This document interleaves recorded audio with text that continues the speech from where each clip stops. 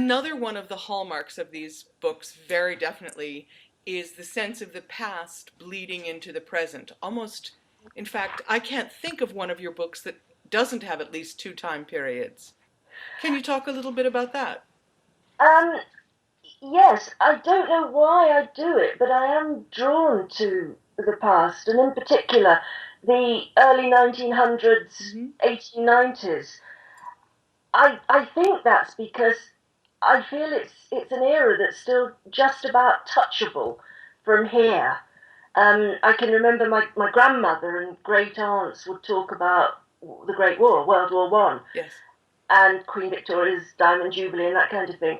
Um, a great aunt was engaged to somebody who was killed on the Somme, and in fact, my father fought in that war. He was a lot older than my mother, and he was one of those young men who lied about his age and And ran joined away up. to join up. So I suppose it has quite a meaning for me, but I think it's because there are photographs from that era, but there are also voices, the scratchy recordings. Yes. We can hear what people sounded like. If you go back much earlier, perhaps say before the middle 1800s, we can certainly see portraits of people, not photographs, which are much more homely, but we don't know what they sounded like.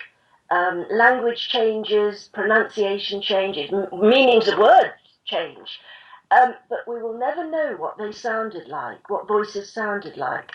But with the early 1900s, we do.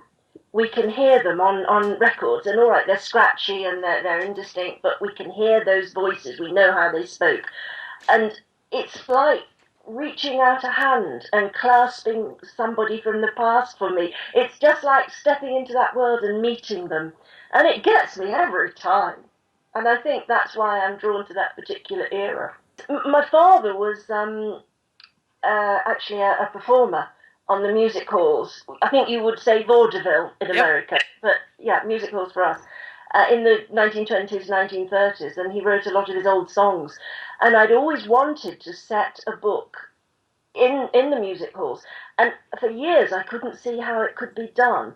And then someone said to me, just quite offhand, that a lot of those old music hall songs have a deeper meaning.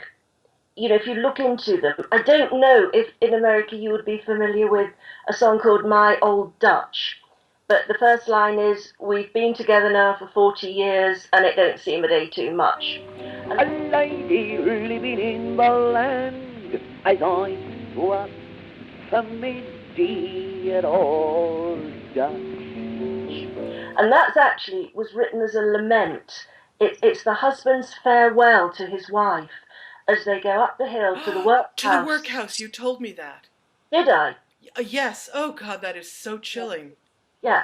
So from there, I saw that a crime could be committed and the truth about it hidden inside what appeared to be just a light entertainment song. And so that's how Ghost Song came about.